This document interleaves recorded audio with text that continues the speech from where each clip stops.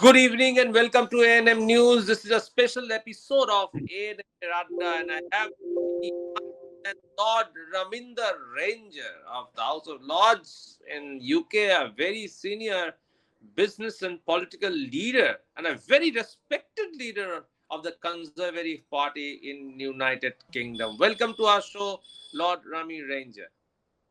Thank you, Avijit, for inviting me to your show. I am very proud to be with you. Thanks a lot, sir. We start off with one of the hot topics of the day. Now, I've been fighting the war against terror for a very long time. You have launched a crusade worldwide on this front, and I come straight to the point that the Khalistani terrorists are gaining ground in Canada. That's a perception that one gets. A lot of water has flown down the Ganges as far as India-Canada relations are concerned. Now, you have been crying hoarse about Gurpranwant Pannu in particular, and so I just want to take it at this point forward. What does you and your ilk think about such kind of activity of the Khalistanis in Canada, and what is Canadian? Are you in tune with the Canadian government's role? Well, first of all, the role of every government is to unite its country. It should not divide its citizens based on race or religion. That's the number one point. Number two point is that people who do not agree with the policies of the government of India, they are free to form a political party. They can free to choose a leader. They can free to have a manifesto. If they want to be separate, they want to have an independent, whatever, they have to use the ballot box because the Indian constitution allow you to exercise your right. You are all equal under the constitution of India, regardless of race, religion, or gender. You have a full right to participate in the democratic process. But what you don't have the right is to use violence or any mean which threaten the sovereignty of a country or it creates a dissent uh, in foreign countries against India. So therefore, I welcome the step the government of India is taking and is making sure that people who engage in this activities, which is anti-India or anti whatever you call it, they are not given credence. They have to be ignored, and because India is a very big country, a huge country, 1.4 billion people, and handful of people have no relevance in the grand scheme of things. So I I think Lord Ranger, I just want to think, do you believe that Canada has of late become a sheltering ground for the terrorist and the underworld? Well, I think uh, the what Canadians are doing, especially Justin Trudeau, is not taking very strong step to stop people desecrating Indian flag, attacking Indian diplomatic mission, or stopping, even temples. So that is a very serious indictment of the rule of law in Canada. Every citizen is equal. Every citizen has the right to protection. Every citizen has the right to go about their business unhindered. So therefore, I am not very happy that the Canadian government allows people from their soil to threaten Air India, threaten Indian ministers, threaten Indian temples or any Indian citizen from that land because nobody has the right to uh, engage in terrorist activities from any soil. In this context, what is the stand of the UK government at this moment, and what steps are you, as an individual and as a community, taking forward in this regard? Well, I'm very pleased to say, all the activities of 1 or 2 years ago have died down. People have become very sensible, mature, and the government is also taking very serious step. So I think the citizens have come out of India to make their lives to work hard to make the families, to bring up their children, provide them the best education, best living standard, to get engaged in this kind of thing. It is harmful to the country, harmful to the individual, their family, and their community. So I think people should be peaceful, productive, and live in harmony, because the politics of subcontinent has no bearing in the United Kingdom. We should only be concerned about the politics of United Kingdom. You got political parties. You can join any political party to further your ideas, or you know your ambitions of thinking. Absolutely. Now, one thing that I wanted to ask you is, in such a situation, do you believe such elements, such anti national or such terrorist elements, should be isolated?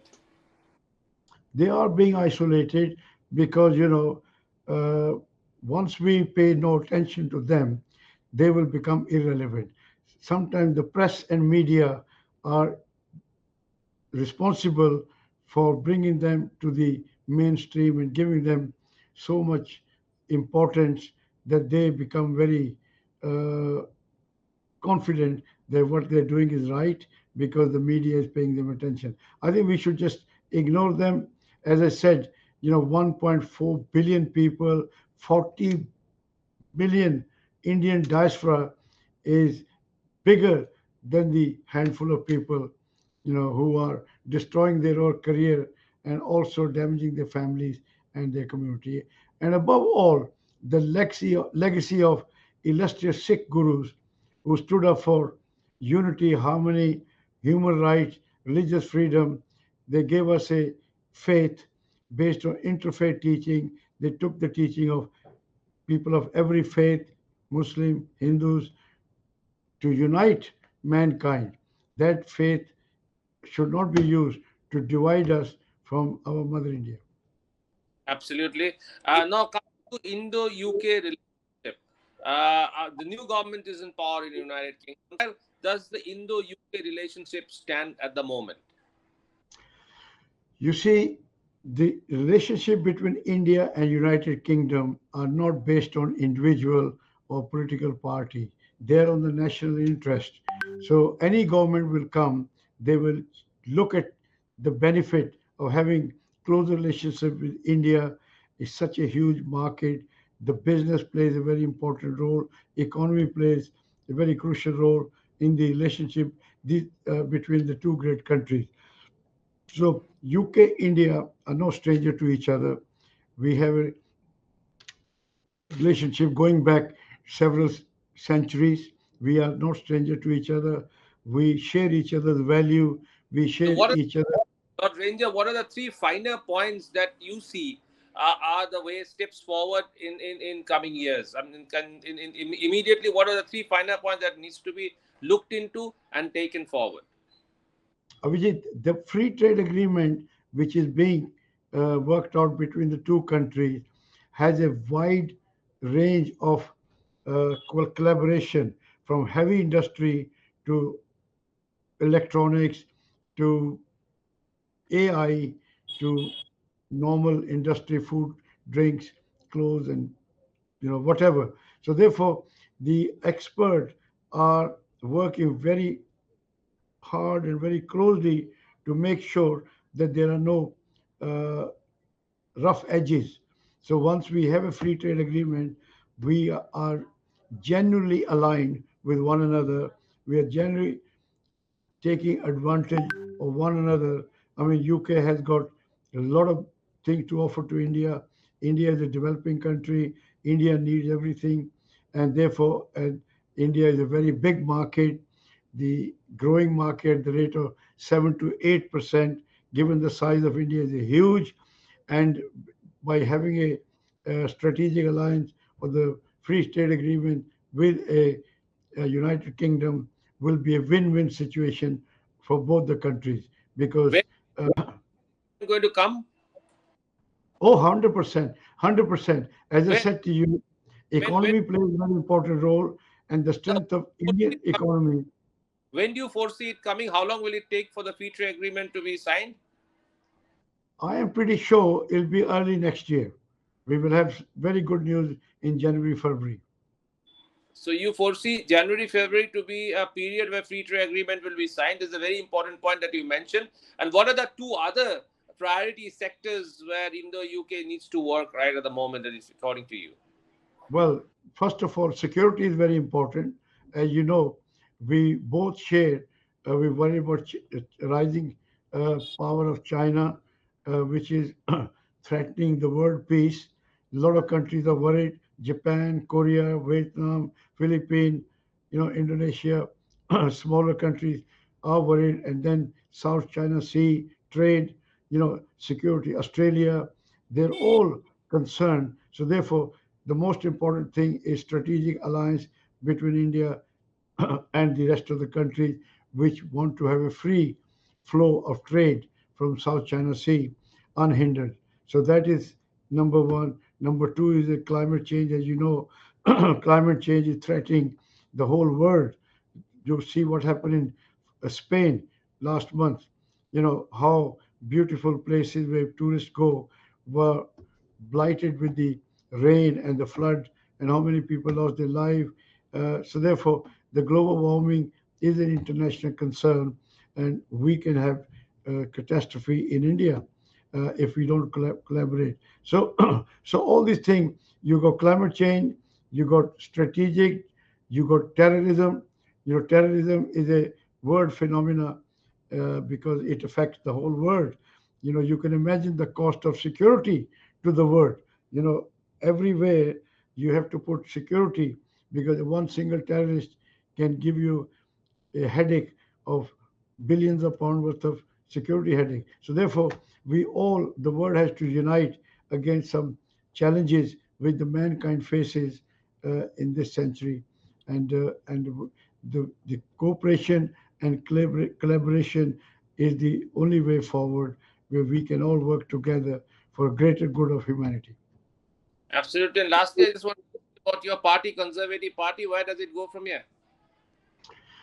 This is a part of a democratic process, and sometime because we were in power for 14 years and we had to deal with COVID, we had to deal with Brexit, we had to take very big, unpopular decision which affected the livelihood of people, and a lot of people thought it'll be a miracle if we change the political party and we will have a panacea. But you can imagine there is a petition going on already for re-election. That within 2 months of Labour government coming, the people are very, very angry because they betrayed their trust. They've gone back on their pledges, and the people are very, very upset that they've been let down and they've been misled. So therefore, a week is too long in politics, and you can imagine the Conservative will bounce back because they have sound policies and they have sound fiscal, strategy to benefit everyone in the country. Thank you. Thank you very much, Lord Ranger, for your wonderful insights into those points. And we'll keep coming back to you in future for more on those topics. And keep I watching like, it. Thank you I like, very I much. like to congratulate India on their remarkable success, economic success, defense success, all everywhere, IT, pharmaceutical. It is a great benefit to the world. Thank you. Thank you very much. Jai Hind. Please don't forget to subscribe our channel and also click the bell icon to get the latest updates.